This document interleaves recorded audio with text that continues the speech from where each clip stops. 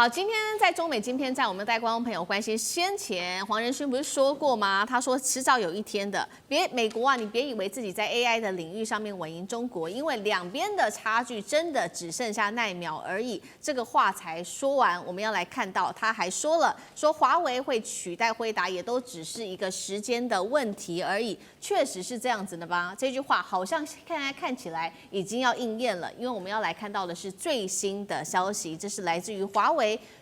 它的服务算力效能现在已经正式的突破了，达到辉达 H20 晶片的3倍。尤其大家特别看到的是，华为在云端服务的50毫秒时延之下，实现了单卡每秒生成可以达到2400个 token 的能力。它除了支援自己的大模型之外，现在第三方模型也都可以做支援了，不管是 DeepSeek 或者是 Kimi 等等。我们来看到华为的高层张安平他怎么说？他说现在啊，先进制程已经不是什么5奈米、7奈米都不是重点了，现在客户真正要的是这种优质的运算的一个结果才是重点。尤其今天呢，要来特别关心的关键武器来自于华为的，就是它的超节点了。超节点的话，它就不会只是靠单卡的蛮力，而是靠整个系统战。所以我们要来看到的是说，未来它是把数千张的 GPU 集成一个逻辑单元，用这种高速互联技术来弥补传统伺服器，不管是在宽频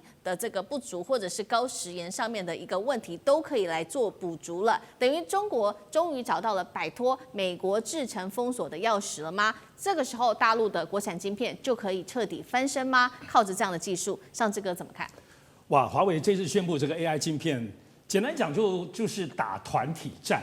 什么意思呢？我们过去在辉达晶片都是它每一个，我们讲 AI 晶片哦 ，AI 晶片的每一块都非常强哈。当然，它也有自己的，然后辉达也有自己本身这些晶片的所谓的这种组装的机构，他们现在初步是卖一张晶片而已，他们也卖一个机台。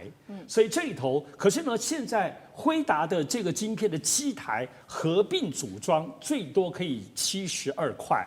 因为它基本上还是所谓铜线跟铜线的交接，就是晶片跟晶片在机台里头是扣在一起，所以合并的运算每一个机台就是72片。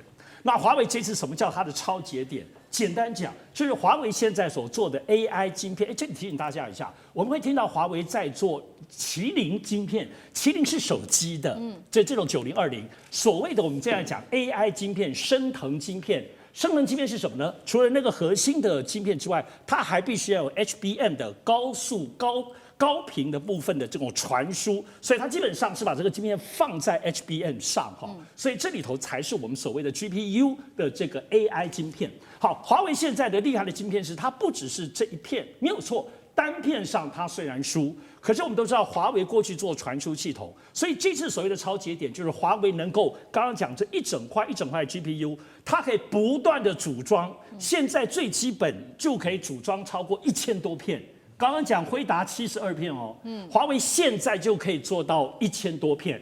然后，而且以现在的理论值本身，华为可以做到100万片连在一起，所以你就可以知道为什么新疆最近在过这些算力中心，那边要干嘛？你就可以像你在上海、北京哪里可以放100万片的这个大地方，所以新疆就很合理。所以因此，他做的就是现在推出是升腾的云算力，也就是说，他在这云服务里头就。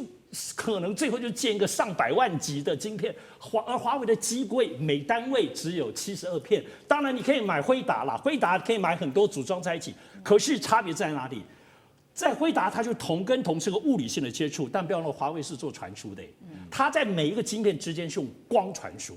为什么它可以连到100万片以上，而且眼前就可以做到1000多片，随便就可以组装的机柜？就是它传输晶片当中，它就是所有就光在传输。所以它没有损耗，因为我们刚刚讲辉达的这种晶片当中传输都有所损耗，算力它不可能发挥算力的绝对，所以也就是说辉达现在的升腾晶片没有错，虽然还是比较弱，可是打团体战总算力来说，就可以在某个程度上可以打败至少 H20的这样子的机柜组合，那么提供给刚刚讲，包括他们自己本身的，要知道阿里巴巴或者是 DeepSeek、Kimi 这些都是大数据模型在运算，需要非常大的算力哦。所以这就是说，这个简单讲，说华为其实找出了一条自己的路，他站在他自己所擅长的这种叠加的技术以及至少在做打团体战当中，可能在美国来讲，很多的企业你用华为的72片组装的机柜已经很 OK 了。可是对于中国来说，它所供应的至少在全算力，因此华为走的商业模式是云算力。所以算力的总和跟辉达可能一块一块很强加起来，而且就华为现在宣布，以他们现有的这个超节点的方式，已经确定可以打败H20的这个所谓的降阶，原来要卖给中国，但大陆不卖。但我认为现在最大的关键没有错了，除了这种华为自己的努力之外，主要是中国。因为现在所有的手段已经确定，就要让全中国都不要买辉达的晶片了。从先前说它有后门，说先前希望国产自己买，到现在直接用反倾销等同列入黑名单。所以辉达现在在中国大陆除了走私之外，不太可能。而且中国大陆竟然下达这样的命令，这些原本要买辉达的这些阿里巴巴等等的阿里云等等的都不买了。所以最终这些市场的力量会回过头来买华为或扶植中国大陆自己的晶片，所以这样子的力量应该是中国国家战略思考最后的决定。好，所以这样看起来，辉达是完全的被淘汰在中国市场了吗？那大使又怎么看中国这个华为的超节点的这个技术？当然，这个技术它是一个整体性的技术了。它除了芯片之外，还有它的连接系数，它的传输的技术哈。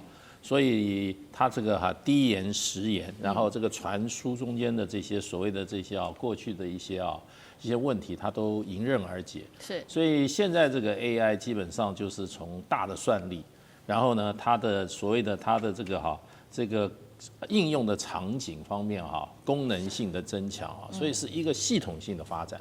那华为是一个系统的整合者跟一个系统的开发者。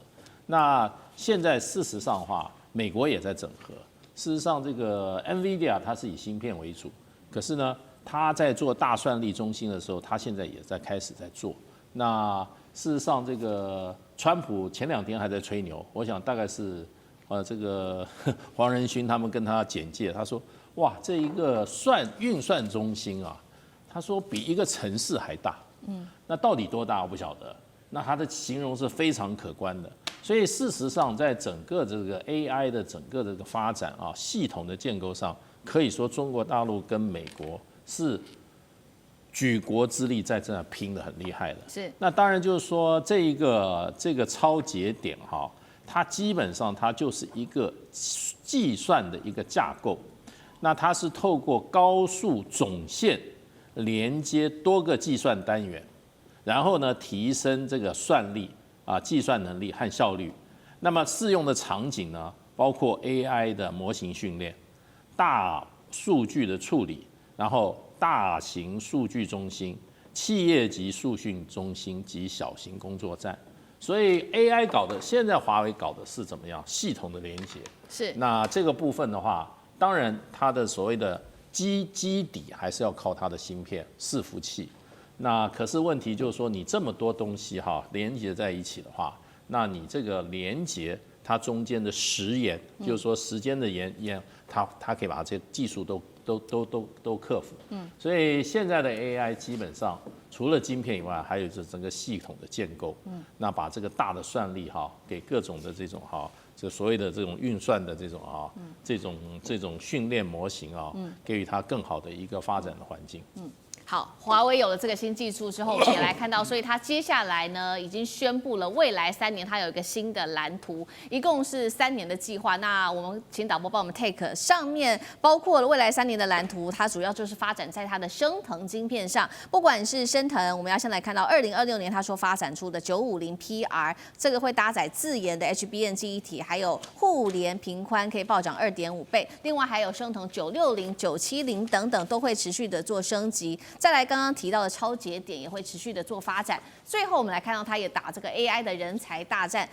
这个是来自于《金融时报》的最新爆料，说华为给他的工程师的薪资比辉达在中国的待遇高出了1倍。所以呢，本来在这个 NVIDIA、AMD 或者是 Intel工作的这些尖端的华人高层，他们也纷纷的回流了，愿意来为华为来打拼了。3年内有没有可能反超辉达？有这么快吗？中国 AI 的华为时代真的在此刻算是正式开始、正式到来吗？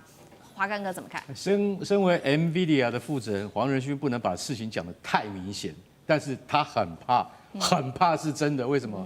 因为这个工程师私底下就讲，你要问我是多少钱被挖走的，我当然不能告诉你，但是非常具有竞争力。什么意思？1倍而已吗？如果今天是只有1倍而已的话，我觉得很多在美国工作很久的工程师，他不见得那么容易被挖。你知道为什么？他要举家搬回自己的国家啊！老实讲一句，你归于回又不是那么简单。所以黄仁勋他很知道，他不但知道我流失了什么，或者是应该讲美国流失了什么，所以他认为说，现在美洲之间只有奈秒之差啊，很小。华为3年之内弯道超车，我跟你讲，明天一觉醒来，说不定你就在某些领域被他超过了，这都是有可能的。为什么？国家请整个国家之力在支持晶片产业、半导体产业，所以我觉得这件事情，老实讲一句，美国他始终没有去理解到他的问题在哪里。而且刚刚那个谁，上次有讲了，他说我干脆我跟你讲，他说他的 Unified Bus 它连接多达15488片升腾的 AI 晶片，15000多片，那怎么连呐？你是不是要等于一个城市一样？本来就是。那我们有这样子的那个计划跟场域，可以去做这样子的连接。坦白讲一句，没有一个国家是做得到的。你在美国，你要怎么样？要先选址，再设厂，再开始开发。其实这些东西都经过很多很繁琐的行政程序。所以用这1万多片的这个晶片的连接，他说你看那个华为的那个轮值董事长张平安他就有讲啊，未来不是5奈米或7奈米的问题，是云算力一定是要它的品质、它的优越性，所以最重要的不是几奈米的差距，而是你的云算力是不是真的能够达到客户的要求。很多在这个全球它等于实力直牛耳这些客户，他一定要你的算力是有绝对的保障的。升腾960、970在这2年之内，到2028年之内，一定会持续的改进。所以我觉得华为在这2-3年之内，它很可能会走出自己的一条路出来。而美国可能在这方面必须很认真的跟中国来谈一谈，就是说你是要继续，我现在 H20我都不要了，你现在到底还要限制我什么？对，我以后会有 H20 3倍的算力。所以我觉得像这个产业里面，我觉得很多惊喜啊，比它的国防武器还要令人惊讶。好，谢谢华干哥。那我们休息一下，马上回来。地缘政治、美洲之争、战略价值、强权崛起、小国生存。